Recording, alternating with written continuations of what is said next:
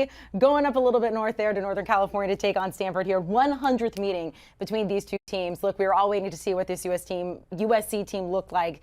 They're favored by 9 on the road here. The total 65 and a hook. So I think this one, Brady said Vegas, what they're daring you to do. I think they're daring you to say, oh, USC is back. They played. They looked awesome. Caleb Williams' show has started. Lincoln Riley's offense is awesome. And you're like, how can this only be 9? They are so much better than Stanford. I'm going to go ahead and take the Cardinal here, playing at home. I've covered games there. It is sleepy. There's going to be a massive letdown from that week 1 for USC. Tanner McKee is a pretty good quarterback, and David Shaw traditionally plays USC pretty tough. So go ahead and give me the Cardinal playing at home. And this is a trap game if there ever was one for Lincoln Riley. He better make sure they show up and are ready to go, because this one could be one where you're looking up in the second half being like, how is Stanford still in this game? Then all of a sudden you worry about that panic meter starting to rise. Ultimately, I think USC wins, but I like Stanford in the points. Danny, I'm right there with you. I think when you go back and watch the tape of USC versus Rice, you look at the score and go, wow, they really blew Rice out of the water. And not that Rice is a great football school, but the reality is, are they really going to get 3 interceptions in return for touchdowns?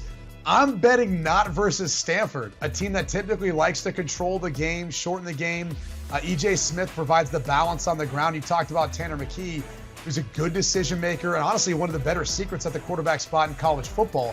Kind of has a Davis Mills type feel where he's going to get drafted somewhere in the middle rounds and end up being a great NFL quarterback because he can make all the throws. He's incredibly impressive when you turn on tape and watch him.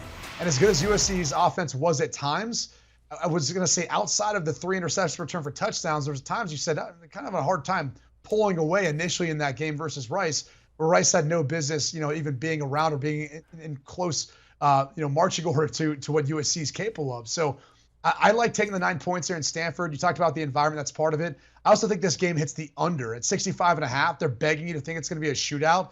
It's not going to be that. And Stanford doesn't want it to be that because they probably can't replicate that or match what USC can do. So this game hits the under, and this game is one where Stanford's going to cover that 9. And you like the under in this one as well, right? I do, yeah. Okay. We got some lock unity here. Finally, after a minute, let's recap their picks for these Pac-12, Big 12 games there. So they both like Houston to cover, opposite sides when it comes to Oklahoma hosting Kent State there, and they both like Oklahoma State to cover. Lock unity when it comes to USC visiting Stanford. Do you want a sports network that delivers everything that matters about the game? The highlights, the picks, the instant analysis, no yelling, no fake debates, no politics.